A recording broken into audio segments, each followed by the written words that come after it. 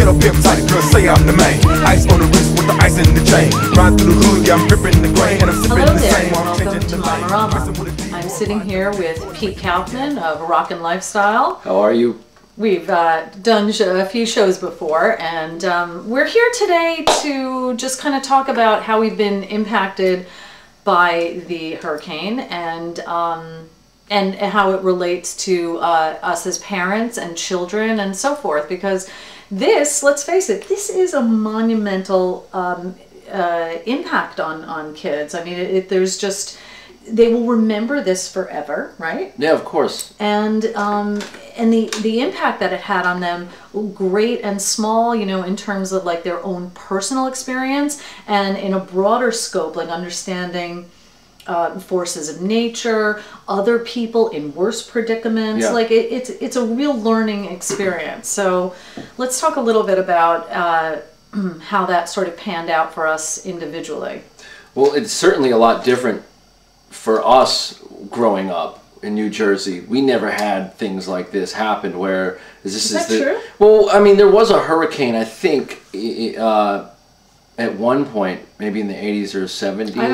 I don't remember, but do you remember Halloween getting canceled like 2 years in a row as a kid? No, that's a big deal. You know, so I mean, Halloween wasn't canceled last year. It was in other parts of New Jersey that that's had the true. power You're down right. still. That was from a totally, you know, Yeah. weird freak snowstorm. Yeah, which happened right around this time. Right around this time, right? That's Yeah. true. Yeah, so for some kids it might have been Halloween canceled 2 years in a row. Yeah, I hadn't looked at it that way. Which sucks if you're a kid. I mean, Halloween was my favorite holiday as a child. It's still my favorite holiday. So, yeah, but, you know, as we were leading into the storm, I kept saying to the kids, like, will you stop stressing over your costumes? Because I was half joking, but I was like, I think Halloween's canceled this year. But I was trying to imagine, like, what was going to happen in terms of the aftermath of a storm. But nobody could have predicted or visualized just how serious it was going to be.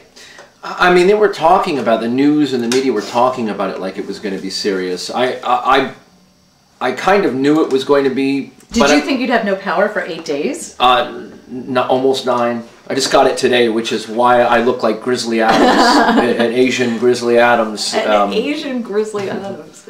Grizzly Adams. That's not. I'm half Japanese. I can say that. You still should say that. But Okay. anyway, what were we saying? That we were talking about the damage and the seriousness of Hurricane Sandy. Right. No, I know we were talking about that, but I mean specifically, we were saying that they're not that the kids couldn't have. They just thought it was going to be like, okay, we have a little rain and maybe some flooding, and then they would just kind of like go back to business as usual. Mm-hmm. The kids also didn't have school for the entire week. Halloween was canceled. People lost, you know, I mean, it was, there are many families for which Halloween was the last thing on their minds. I mean, you know, people were like, there are a lot of people right in town who had severe, extreme damage to their homes in terms of the river coming up and just flooding. People who lost their homes entirely. Right. I mean, we didn't have power for a while, but some people just don't even have a home anymore. Right. So, but I mean, so for my kids in particular, they were just really like unprepared for the idea of not having electricity. That is a big deal, you know, for a kid. Not only, like, they couldn't wrap their minds around everything. The fridge doesn't work. We don't have fresh food, and the milk has gone bad. No, you can't turn on your computer. Yes, it'll work with the battery for... until it runs out. Yeah, until it runs out. All your little devices that you have, your iTouch, your iPad, or whatever they have. You know, my kids don't have an iPad, but just... they have their many devices that were not working, and they were out of touch with everybody. And on top of that, cell phone... oh, that was the worst. Yeah, cell phones were not working properly. Yeah, the communication, trying to communicate with other people. We had very spotty signals, signals that dropped constantly, and then... and also the inability to charge your phone. That was a problem. Yeah. You know what I found interesting, though, about the fact that the hurricane canceled everything out pretty much? There was still, I think one of the cool things about technology was that people were still they were able to communicate via Facebook on their phones, every once in a while. Yeah. And the interesting thing about that is, as corny as Facebook can be, or you know, a waste of quote unquote a waste of time, it was very productive in a way of making people feel less scared, less fearful, like knowing that they weren't the only person going through this, or so and so has no power, so I'm okay. You know what I mean? It was very comforting, because let's be honest, when we were growing up, could you imagine being without power for 8 days with no communication with anybody, no social media, not knowing how your best friend on the other side of town is doing? I mean, it would be a lot scarier not knowing immediately what was going on with others. That's kind of how it was that first day. Like, so many people didn't know. Like, for example, we thought maybe we were the only block that didn't have power for a short amount of time. Yeah. I think a lot of people thought that, and then little by little you start putting together the pieces and realizing it's everybody. You know, on that second day, you know, people showed up at my house. My girls, one of their best friends just showed up. Her dad was like, they were going crazy in the house. He was like, okay, let's just go out. And you weren't even really supposed to drive around at that point.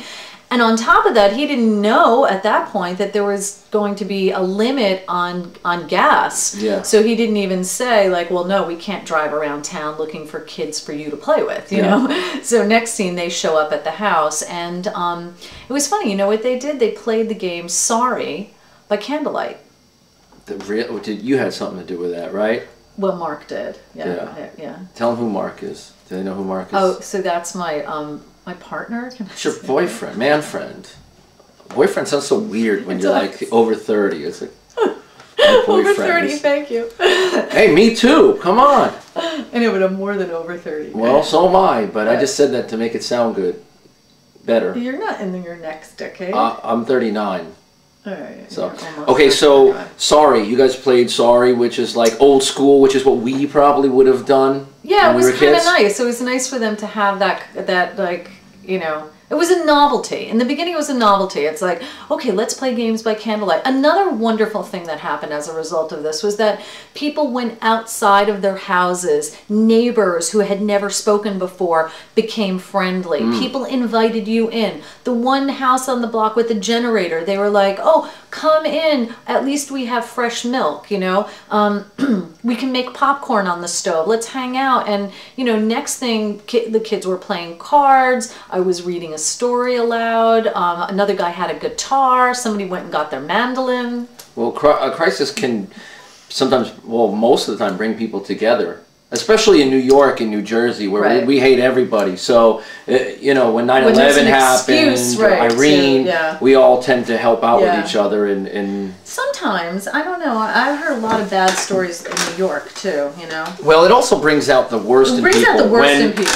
When I was getting, one of the days I tried to get gas, and they were doing the rationing, which was even days and odd days, and I wasn't sure what number on the plate. It was just like, it was a confusion when it first happened. I got turned away before I got to the station.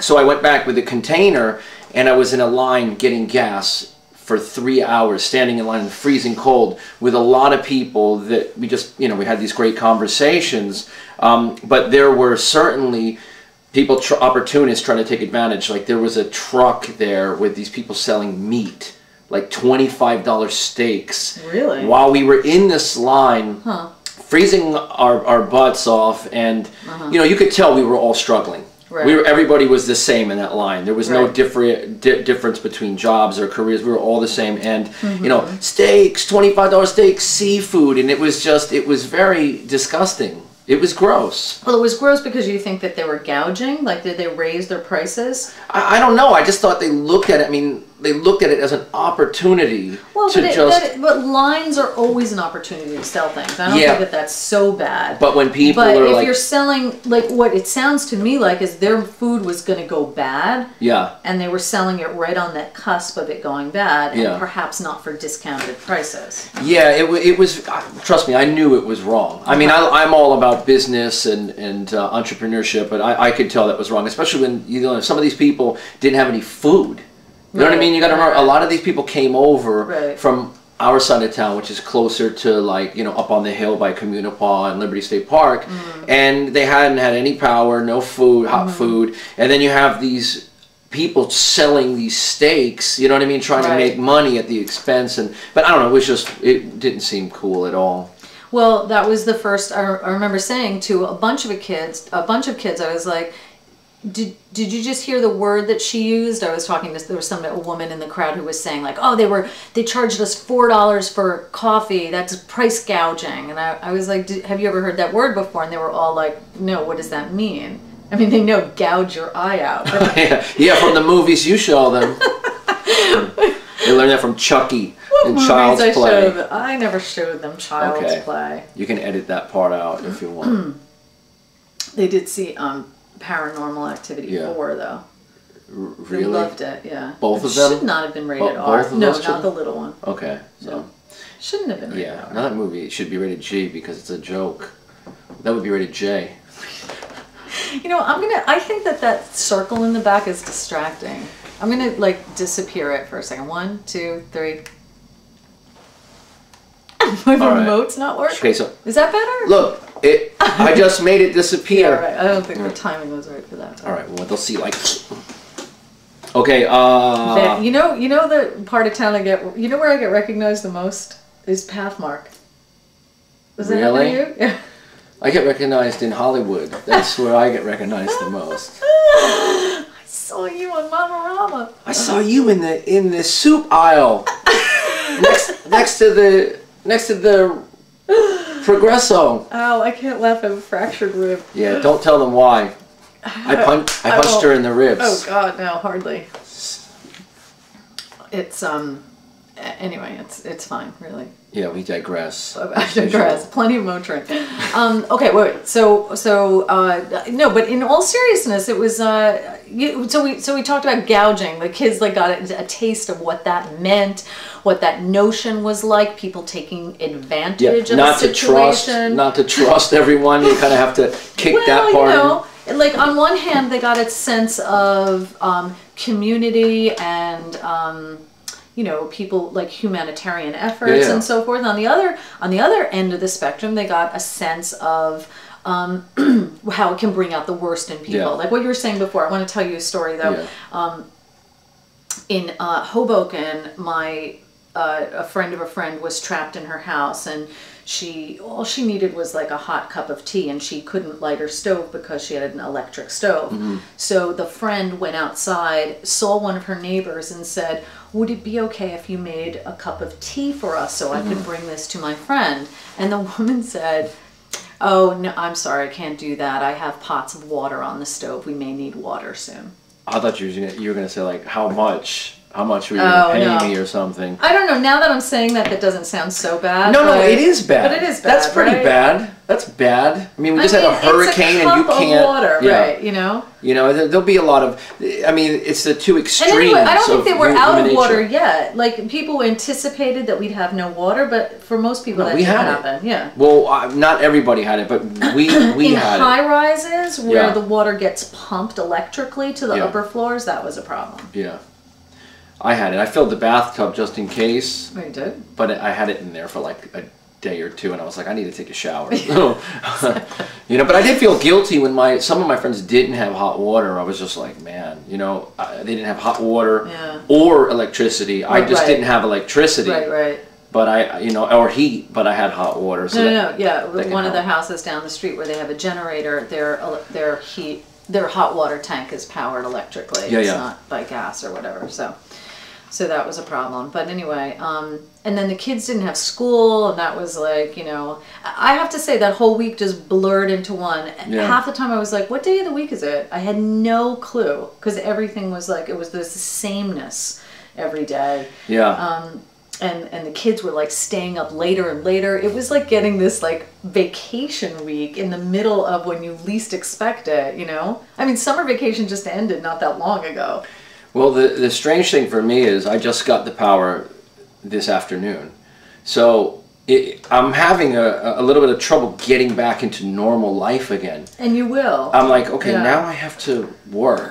I can't just sit here and read a book because there's nothing else to do. I have to take care of my tasks and errands. Right. That's hard. I know it is hard to come. It is a little bit like coming back from vacation. It's disconcerting, you know. And I think the kids are probably struggling with that too, because they're at school today and they're just probably like, oh yeah, now we have homework. Like they didn't have to deal with Brain that. has been like, you know, on vacation for a week straight. And at least several kids didn't complete projects because they had no electricity to print out their, you know, their homework and stuff. So. Well, that's a pretty legit reason. It's a pretty legit reason, yeah.